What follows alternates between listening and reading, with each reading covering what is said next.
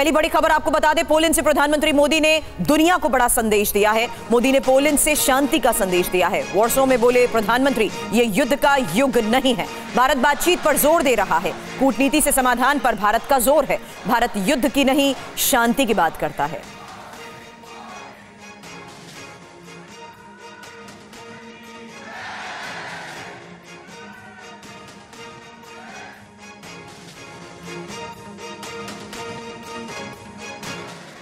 भारत बुद्ध की विरासत वाली धरती है और जब बुद्ध की बात आती है तो जो युद्ध नहीं, शांति पर विश्वास करती है। इसलिए भारत इस रीजन में भी स्थायी शांति का एक बड़ा पैरोकार है। भारत का मत एकदम साफ है। चुनौतियों से निपटने के लिए एकजुट होने का समय है, जिनसे मानवता को सबसे बड़े खतरे हैं। इसलिए भारत डिप्लोमेसी और डायलॉग पर बल दे रहा है।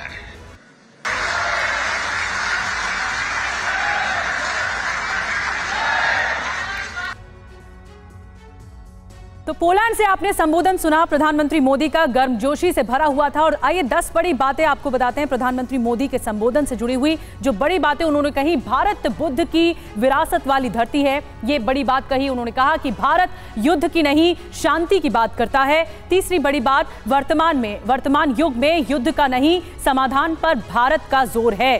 भारत इस क्षेत्र में स्थायी शांति का पैरोकार रहा है। मेरे तीसरे टर्म में भारत तीसरी सबसे बड़ी अर्थव्यवस्था बनेगा, ये उन्होंने कहा।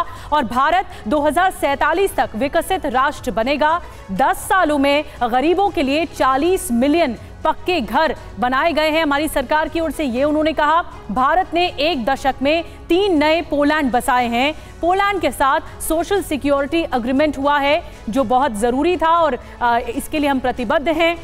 भारत में 25 करोड़ लोग गरीबी से बाहर आए। तो ये 10 बड़ी बातें जो पोलैंड के संबोधन से, प्रधानमंत्री मोदी के संबोधन से जुड़ी हुई हैं।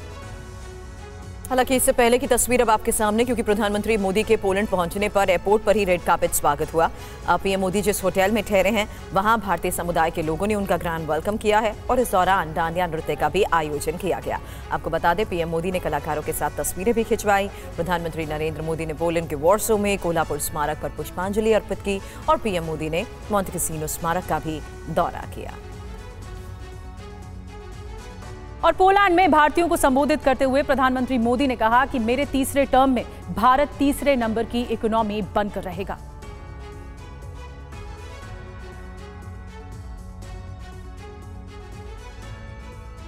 अब भारत दुनिया की तीसरी बड़ी इकोनॉमी बनने से ज्यादा दूर नहीं है। मैंने देश की जनता को वादा किया है, मेरे तीसरे टर्म में भारत तीसरे नंबर की इकोनॉमी बन के रहेगा। आने वाले वर्षों में दुनिया भारत का जबरदस्त आर्थिक उभार देखने जा रही है। नेस्कॉम का अनुमान है कि अपने डिजिटल इंफ्रास्ट्रक्चर के कारण भारत इस दशक के अंत तक $1 ट्रिलियन की इकोनॉमी बन जाएगा। प्रधानमंत्री ने स्केल स्पीडर सॉल्यूशन का जिक्र किया। पीएम मोदी ने कहा कि 2047 तक भारत को विकसित बनाने का लक्ष्य है। भारत ने लक्ष्य तय किया है कि 2047 तक खुद को भारत विकसित भारत बनाने का संकल्प लेकर के हमारा देश आगे बढ़े। इसलिए आज का भारत अभूतपूर्व स्केल, स्पीड और सॉल्यूशंस पर काम कर रहा है। भारत में किस स्केल और स्पीड पर आज परिवर्तन आ रहा है, ये सुनकर आपको भी गर्व होगा। सुनाऊं? भारत में पिछले 10 साल में 250 मिलियन लोग गरीबी से बाहर निकले हैं। और प्रधानमंत्री मोदी ने बताया कि कैसे हमारे जाम साहब ने पोलैंड की मदद की थी। प्रधानमंत्री ने क्या कुछ कहा इस बारे में, आइए आपको सुनाते हैं। पोलैंड तो भारत के इस सनातन भाव का साक्षी रहा है। हमारे जाम साहब को आज भी पोलैंड में हर कोई दोबरे यानी गुड महाराजा के नाम से जानता है। वर्ल्ड वॉर 2 के दौरान जब पोलैंड मुश्किलों से घिरा हुआ था, जब पोलैंड की हजारों महिलाएं और बच्चे शरण के लिए जगह जगह भटकते थे, तब जाम साहब दिग्विजय सिंह, रंजीत सिंह जाडेजा जी आगे आए। उन्होंने पुलिस महिलाओं और बच्चों के लिए एक विशेष कैंप बनवाया था। प्रधानमंत्री नरेंद्र मोदी ने कहा कि मराठी संस्कृति के प्रति पोलैंड के लोगों का बहुत सम्मान है। पीएम ने शिवाजी महाराज का भी जिक्र किया। मराठी संस्कृतीच्या प्रती पोलैंडचे नागरिकांनी व्यक्त केलेला हा सन्मान आहे। मराठी संस्कृतीत मानव धर्म आचरणाला सर्वात अधिक प्राधान्य आहे। छत्रपति शिवाजी महाराज की प्रेरणा से कोल्हापुर की रॉयल फैमिली ने बलिवड़े में पोलैंड की महिलाओं और बच्चों को शरण दी थी। वहां भी एक बहुत बड़ा कैंप बनाया गया था। पोलैंड की महिलाओं और बच्चों को कोई तकलीफ ना हो, इसके लिए महाराष्ट्र के लोगों ने दिन रात एक कर दिया था। और प्रधानमंत्री मोदी का पोलैंड में बहुत महत्वपूर्ण संवाद रहा। पोलैंड के बाद आज रात यूक्रेन जाएंगे प्रधानमंत्री मोदी। आपको बता दें, ट्रेन से कीव जाएंगे प्रधानमंत्री मोदी, रेल फोर्स 1 से कीव जाएंगे प्रधानमंत्री मोदी। बाइडेन भी इसी ट्रेन से गए थे यूक्रेन। प्रधानमंत्री मोदी के दौरे पर दुनिया की नजर टिकी हुई है। युद्ध चल रहा है और युद्ध के बीच प्रधानमंत्री मोदी का दौरा बहुत अहम माना जा रहा है। ये ट्रेन की तस्वीर आपको दिखा रहे हैं, पूरी लग्जरी ट्रेन है ये, और जो राष्ट्राध्यक्ष होते हैं उनके लिए बहुत विशेष व्यवस्था भी की जाती है इस ट्रेन के तहत। आपको याद होगा जब अमेरिका के राष्ट्रपति जो बाइडेन गए थे यूक्रेन, वो भी इसी ट्रेन में गए थे और प्रधानमंत्री मोदी भी इसी ट्रेन में जाने वाले हैं।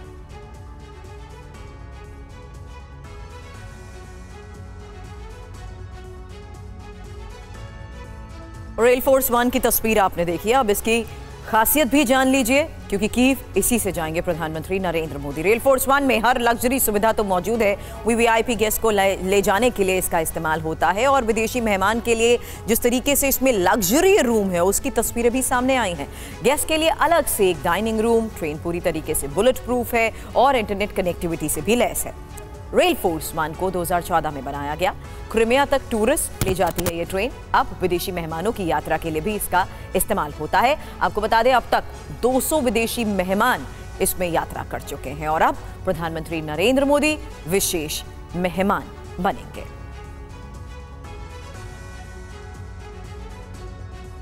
और चलिए खबरों का सिलसिला आगे बढ़ाते बात करते हैं कोलकाता रेप मर्डर केस की। कोलकाता रेप मर्डर केस में आज अहम सुनवाई होने वाली है सुप्रीम कोर्ट में। सुप्रीम कोर्ट में डिटेल रिपोर्ट आज पेश करेगी सीबीआई। जो अब तक जांच पड़ताल की गई है वो सुप्रीम कोर्ट को बताया जाएगा। जांच में क्या क्या निकला, सीबीआई की जांच कहां तक पहुंची और इसकी स्टेटस रिपोर्ट क्या है, ये आज कोर्ट को बताया जाएगा। आरोपी संजय रॉय का कबूलनामा कोर्ट को बताएगी सीबीआई। कोलकाता में महिला डॉक्टर के साथ हुए रेप और हत्या मामले में सुप्रीम कोर्ट में आज अहम सुनवाई है। इस मामले में सीबीआई आज चीफ जस्टिस के सामने कोलकाता रेप केस में अभी तक की गई जांच की विस्तृत रिपोर्ट सौंपेगी। सीबीआई आज सुप्रीम कोर्ट को बताएगी कि जांच कहां तक पहुंची, कितने किरदारों के बयान दर्ज किए गए, आरोपी ने पूछताछ में क्या क्या कबूला, फॉरेंसिक रिपोर्ट में क्या क्या निकला। सूत्रों के मुताबिक सुप्रीम कोर्ट के सामने पेश करने के लिए जांच एजेंसी सीबीआई ने रिपोर्ट तैयार किया है। इसमें इस बात का भी जिक्र हो सकता है कि वारदात को अकेले संजय रॉय ने अंजाम दिया। हॉस्पिटल की सीसीटीवी फुटेज और फॉरेंसिक रिपोर्ट में संजय रॉय की वारदात में संलिप्तता के सबूत मिले। रिपोर्ट में इस बात का जिक्र हो सकता है कि वारदात के बाद पूर्व प्रिंसिपल संदीप घोष की भूमिका संदिग्ध है। सीबीआई के सीएफएसएल टीम के 5 डॉक्टर्स ने संजय रॉय का साइकोलॉजिकल टेस्ट किया, यानी उसकी मानसिक स्थिति जानने की कोशिश की, जिसकी एक विस्तृत रिपोर्ट तैयार की गई है। ये टेस्ट इसलिए करवाया गया ताकि जांच एजेंसी ये सुनिश्चित कर सके कि क्या आरोपी संजय रॉय के बयानों पर विश्वास किया जा सकता है। और पश्चिम बंगाल की ममता बनर्जी सरकार ने बड़ा एक्शन लेते हुए आरजीकर हॉस्पिटल की प्रिंसिपल सुहृता पॉल को हटा दिया है। मानस कुमार बनर्जी को नया प्रिंसिपल बनाया गया है। पश्चिम बंगाल के कोलकाता के आरजीकर मेडिकल कॉलेज में महिला डॉक्टर से रेप और हत्या का मामला गरमाता जा रहा है। कोलकाता कांड पर छात्रों द्वारा लगातार प्रदर्शन और प्रिंसिपल को हटाने की मांग को लेकर ममता सरकार ने बड़ा फैसला लिया है। सरकार ने आरजीकर हॉस्पिटल की वर्तमान प्रिंसिपल सुहृता पॉल को हटा दिया है। इसके अलावा अस्पताल के अधीक्षक और चेस्ट विभाग के विभागाध्यक्ष को भी बर्खास्त कर दिया गया है। ये कार्रवाई स्वास्थ्य सचिव नारायण स्वरूप निगम ने की है। कोलकाता डॉक्टर हत्या बलात्कार मामले की जांच के बीच आरजीकर अस्पताल के पूर्व प्रिंसिपल संदीप घोष को कलकत्ता नेशनल मेडिकल कॉलेज के प्रिंसिपल पद से भी हटा दिया गया है। कोलकाता कांड में संदीप घोष संदेह के घेरे में है। सीबीआई लगातार संदीप घोष से पूछताछ कर रही है। एजेंसी ने अस्पताल के कई वरिष्ठ अधिकारियों को भी तलब किया है। सीबीआई ने बुलबुल मुखोपाध्याय के साथ साथ उनके पूर्ववर्ती संजय वशिष्ठ को पूछताछ के लिए बुलाया है। सीबीआई ने जब से कोलकाता कांड की जांच का जिम्मा लिया है, तब से आरजीकर अस्पताल के कई अधिकारियों और कर्मचारियों से पूछताछ की जा चुकी है। और आइए आपको बताते हैं कि इस मामले में क्या हिला देने वाला खुलासा हुआ है। आरजीकर मेडिकल कॉलेज के पूर्व डिप्टी सुपरिटेंडेंट का बड़ा खुलासा सामने आया है। डॉक्टर संदीप चलाते थे रैकेट, ये डॉक्टर अख्तर का कहना है। पैसे लेकर छात्रों को पास या फेल किया जाता था, डेड बॉडी को बेचा जाता था, डॉक्टर संदीप बेचते थे। ये डॉक्टर अख्तर की तरफ से खुलासा किया गया है। जो इस मामले में एसआईटी बनी, एसआईटी के सामने सारी बातें मैंने रखी हैं, ये कहना है डॉक्टर अख्तर का। आपको कैसी कौन कौन सी बातें पता चली जिसको आपने एक तरीके से कंप्लेंट में दिया? देखिए, सबसे पहले तो वो स्टूडेंट लोगों के पीछे लगते थे, स्टूडेंट लोगों को फेल करवाते थे और उनसे पैसा ऐंठते थे। इसके अलावा कुछ एक स्टूडेंट का ग्रुप उन्होंने बना लिया था जिसको देख करके ये काम करवाते थे। पैसा का जो वसूलने का, स्टूडेंट लोगों को, फर्स्ट ईयर के स्टूडेंट लोगों को टारगेट करना, उन स्टूडेंट को वो गेस्ट हाउस में बैठा के पोल्यूटेड करते थे, उनको शराब पिलाते थे, उनको पैसा देते थे और ये स्टूडेंट उनके लिए आंदोलन भी करते थे। डेड बॉडी को लेके भी फाइल हुई थी, कंप्लेंट फाइल हुई थी, हाई कोर्ट में पीआईएल हुआ था, पुलिस कंप्लेंट हुआ था, एफआईआर हुआ था, डेड बॉडी का भी तस्करी वो करते थे। शक तो सुबह जाता है कि इतना जल्दबाजी क्यों? सेमिनार रूम का जो बाथरूम है उसको भांगना, उसको तोड़ना, रेनोवेट करना, ये रातों रात ही क्या था? तो इससे ये शक तो जाता है कि कहीं ना कहीं कुछ है। टीवी9 पर पूर्व डिप्टी सुपरिटेंडेंट का खुलासा, आरोपी संजय रॉय को प्रिंसिपल के साथ देखा। अख्तर अली की तरफ से कहा गया, मेरी शिकायत पर ध्यान नहीं दिया गया, कार्रवाई होती डॉक्टर जिंदा होती। ये जो संजय राय है, क्या आप इसको व्यक्तिगत रूप से जानते थे या कभी ऐसा? व्यक्तिगत रूप से नहीं जानते थे, लेकिन प्रिंसिपल सर जो है अपनी पर्सनल सिक्योरिटी के लिए 4 बाउंसर रखा था और उनके घर में ऊपर से नीचे तक 20 सिक्योरिटी रहता था। तो मैं जब टीवी में देखा, इसको मीडिया में देखा, मैंने इसका जब फोटो देखा तो मेरे माइंड में तब मैंने फिर ये किया कि इस बंदे को तो मैंने प्रिंसिपल के साथ देखा, ये प्रिंसिपल के साथ ये भी बाउंसर के हिसाब से रहता था, काम करता था। आपको लगता है कि आपने जो कंप्लेन दिया था उस पर अगर कार्रवाई होती तो शायद आज वो पीड़िता जिंदा होती? हाँ, ये मैं यकीन कर सकता हूँ, क्योंकि इसके लिए पूरे एडमिनिस्ट्रेशन को जिम्मेदारी लेनी होगी, क्योंकि वो जो बिल्डिंग है बहुत सिक्योर है, वो कैजुअलिटी ब्लॉक है, उसमें इमरजेंसी है, क्रिटिकल केयर है, पेडियाट्रिक वार्ड है, उसमें डायलिसिस है, ब्लड बैंक है, सेंट्रल लैब है। तो वो बिल्डिंग में नीचे फ्लोर में आपने देखा है कि नहीं, वो पुलिस आउटपोस्ट है, वो भी है, और उसमें कंट्रोल रूम भी है। तो ये आप और मैं कोई नहीं बिलीव करेंगे, क्योंकि मैंने वहाँ काम किया है। मैं जब रात में राउंड में जाता था तो उस वार्ड में कोलैप्सिबल गेट में ताला लगा रहता। और बीसीसीआई के पूर्व अध्यक्ष सौरव गांगुली ने महिला डॉक्टर के साथ रेप और हत्या मामले के विरोध में कोलकाता में प्रदर्शन किया है। सौरव गांगुली ने डॉक्टर बेटी को श्रद्धांजलि दी। इस मौके पर उनकी पत्नी डोना गांगुली और बेटी सारा गांगुली भी मौजूद थी। तीनों ने कोलकाता की घटना का विरोध किया। डोना गांगुली ने अपनी डांस एकेडमी के सदस्यों के साथ कैंडल लाइट प्रदर्शन में भाग लिया और कैंडल जलाकर विरोध जताया। गांगुली की पत्नी डोना गांगुली ने महिलाओं के लिए एक सुरक्षित समाज की मांग की। We are just protesting against rape. We need a safe society. We need a safe society. সব মহিলা যাতে সেফ থাকে। कहीं भी दुनिया की कहीं भी जगह में, महाराष्ट्र हो, कोलकाता हो, दिल्ली हो, हर जगह में खबर सुनते हैं और इतना दुख होता है कि अभी भी ये सब होता है, जब like women are where they are supposed to be and they are as equal as men, and why does this still happen? So we need to stop. इधर देश भर में डॉक्टरों का विरोध प्रदर्शन भी जारी है, जिसकी वजह से मरीजों को दिक्कतों का सामना करना पड़ रहा है। रोज यहाँ पे दौड़ धूप कर रहे हैं, नहीं मिल रहा है अपॉइंटमेंट। इस मैटर को रिजॉल्व करना चाहिए ताकि पेशेंट्स को इशू प्रॉब्लम ना आए। मैडम किसी भी तरह से मैंने दिक्कत से दिखाया हूँ, यहाँ पर दिक्कत तो हो रही है। पश्चिम बंगाल के राज्यपाल ने कोलकाता रेप और हत्याकांड के पीड़ित परिजनों से मुलाकात की है। परिजनों ने कहा कि 13 दिन बाद भी उन्हें ये भी नहीं पता चला कि उनकी बेटी की हत्या का जिम्मेदार कौन है। कोलकाता कांड के बाद दिल्ली से लेकर पश्चिम बंगाल तक सियासत गर्म है। इस मुद्दे को लेकर पूरे देश में आक्रोश है। पश्चिम बंगाल के राज्यपाल सीवी आनंद बोस ने दिल्ली से कोलकाता पहुंचते ही सीधे पीड़िता के परिजनों से मुलाकात की। परिजनों से मिलने के बाद राज्यपाल ने कहा कि पीड़िता के परिजनों ने मुझे कुछ बातें बताई हैं, जिसका मैं फिलहाल खुलासा नहीं करूंगा। I came here straight from Delhi, straight from the airport to meet the parents, to understand their sentiments.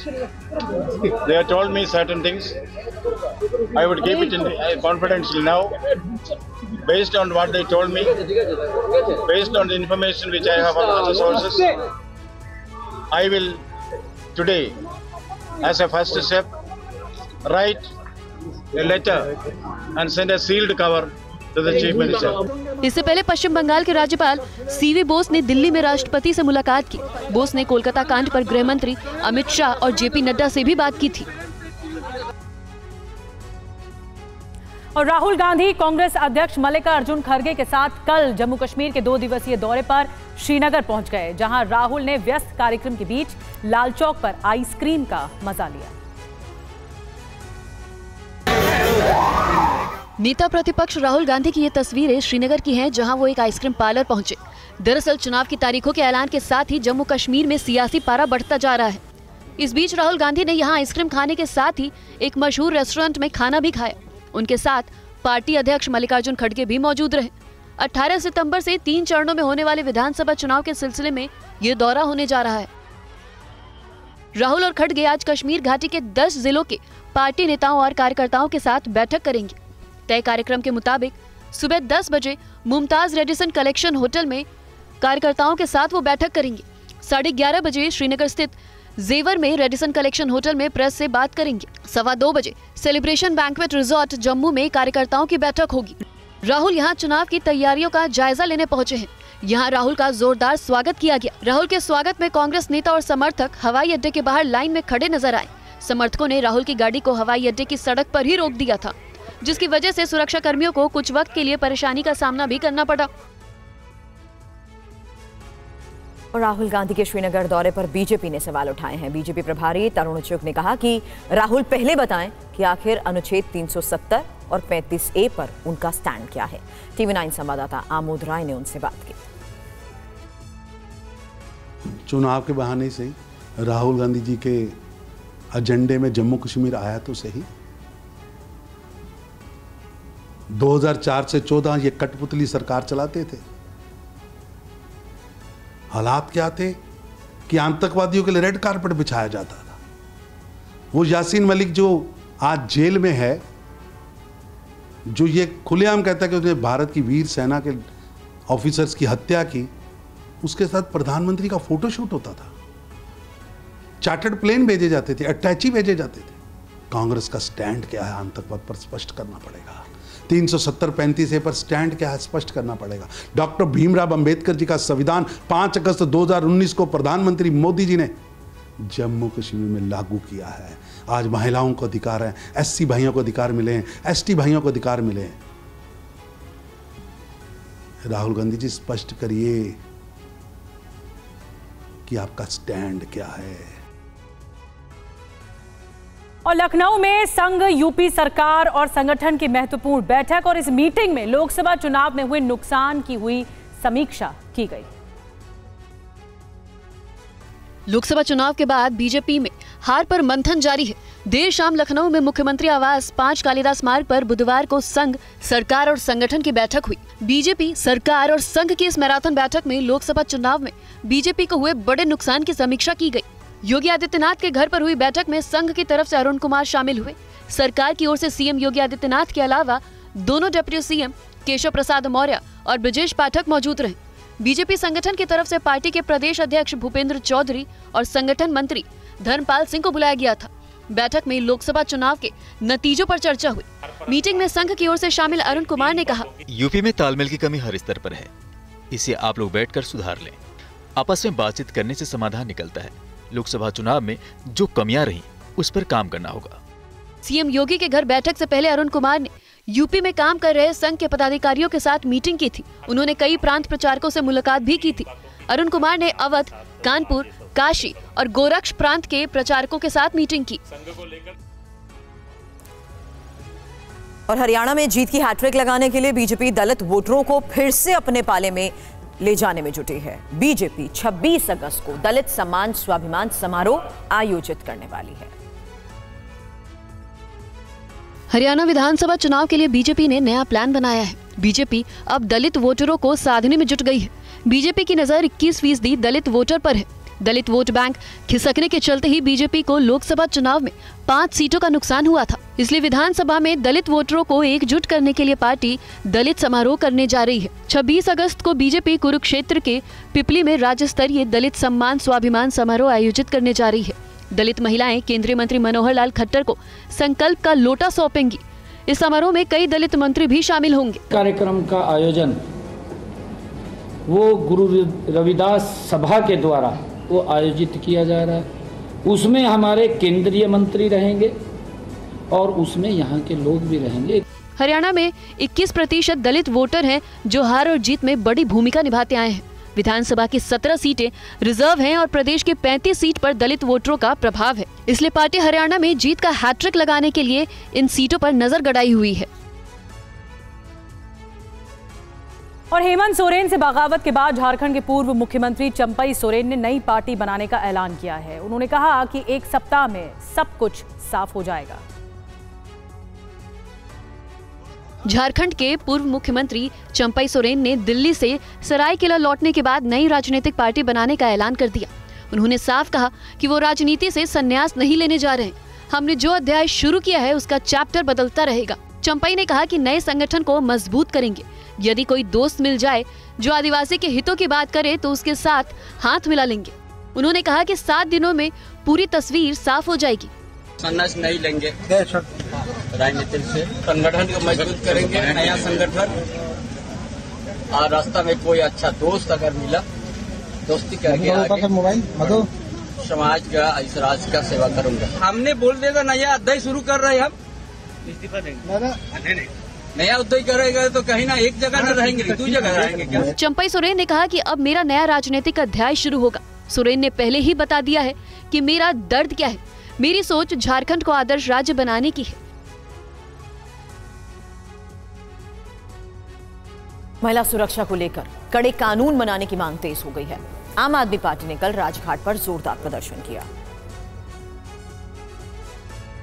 Delhi के राजघाट पर महिलाओं की सुरक्षा को लेकर आम आदमी पार्टी ने जोरदार प्रदर्शन किया। पार्टी के महिला नेताओं ने महात्मा गांधी की समाधि स्थल राजघाट पर शांति प्रदर्शन की और केंद्र सरकार से कड़े कानून बनाने की मांग की। ममता बनर्जी और जो वाकई में इस्लामिक को सपोर्ट कर रही हैं और वो उन्होंने ऐसे ऐसे बयान दिए हैं इस पर कि वाकई में शर्मिंदगी होती है कि इस पोस्ट पर वो होके ऐसे बयान दे रही है। बेटी पढ़ रही है तो बेटी मर रही है। इन दरिंदों को फांसी क्यों नहीं देते हैं? क्यों फास्ट ट्रैक में इनके ऊपर मुकदमे नहीं चलाए जाते हैं? जिस तरीके से बंगाल में डॉक्टर पीड़ित महिला के साथ जो हुआ है, उस कातिल को रोड चौराहे पर हम चाहते हैं मृत्युदंड मिले। कोई भी बंदा अगर इस तरीके से घटनाएं करता है, रेप जैसे कानूनी हरकतबाजी करता है, तो उनको 6 महीने के अंदर सजाए मौत होनी चाहिए। हमारे प्रधानमंत्री जो है संशोधन करते हैं संविधान में, तो एक संशोधन करते मृत्युदंड रख दें बस।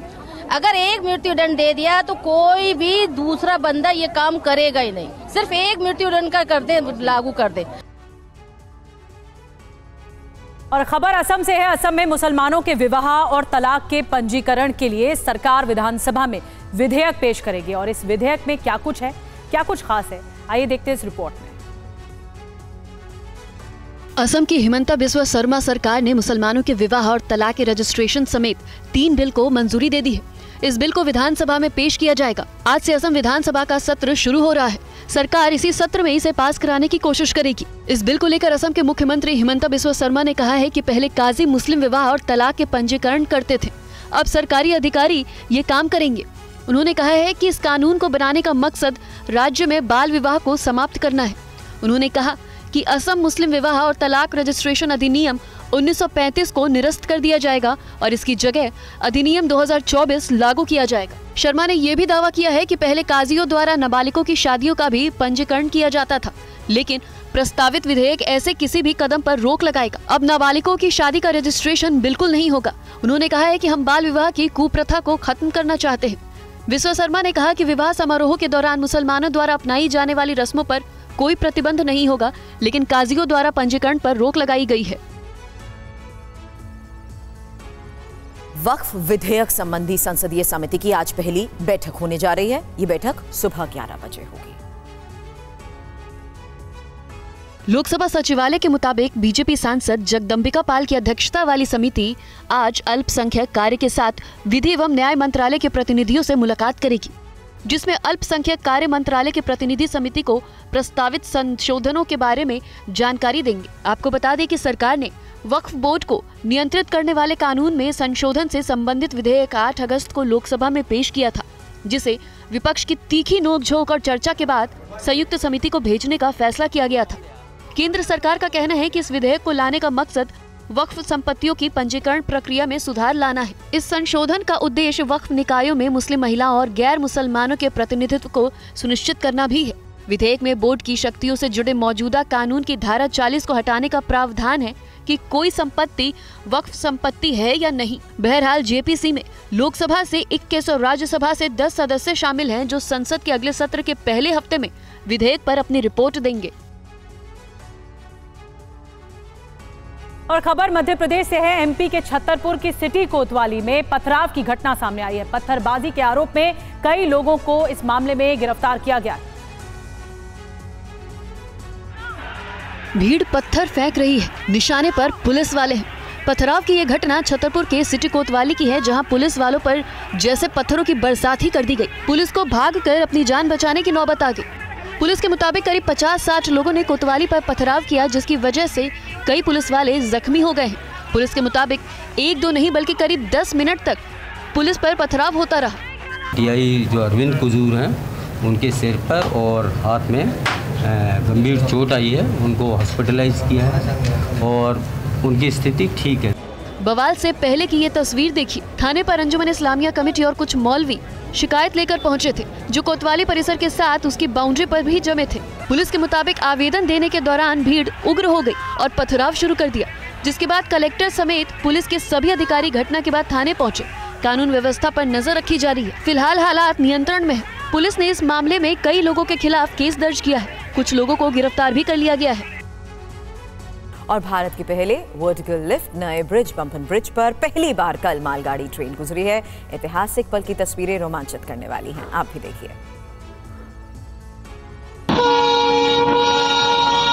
अथाह समुद्र के बीच बना है पंबन ब्रिज, जो इंजीनियरिंग का एक चमत्कार है, जिसे होकर पहली बार ये मालगाड़ी ट्रेन गुजरी है। पंबन ब्रिज भारत का पहला वर्टिकल लिफ्ट ब्रिज है। तमिलनाडु में पाम्बन द्वीप को मुख्य भूमि मंडपम से जोड़ने वाले पंबन ब्रिज पर कल मालगाड़ी ट्रेन का ट्रायल रन किया गया। रेलवे ने रमनाथमपुरम में 2 लोको और 11 लोडेड वैगनों के साथ नए पंबन रेलवे समुद्री पुल पर लोड डिफ्लेक्शन परीक्षण किया। गोल्डन रॉक शेड से ट्विन GOC WDG-4D के जरिए न्यू पंबन ब्रिज की क्षमता का आकलन किया गया। स्ट्रक्चरल इंजीनियरिंग रिसर्च सेंटर और चेन्नई के सहयोग से ये ट्रायल रन सफल हो रहा। पंबन ब्रिज के चालू हो जाने से मंडपम से रामेश्वरम के बीच की दूरी घटकर महज 20 मिनट रह जाएगी। पंबन ब्रिज हाईटेक इंजीनियरिंग का एक नमूना है। इस पुल में 18.3 मीटर के 100 स्पैम है। 2.2 किलोमीटर लंबा ये नया पुल पुराने पुल से 3 मीटर ऊंचा है। इस पुल को इस हिसाब से बनाया गया है कि नीचे से बड़े पोत भी निकल सके। किसी खाड़ी में बना हुआ भारत का ये सबसे लंबा पुल है।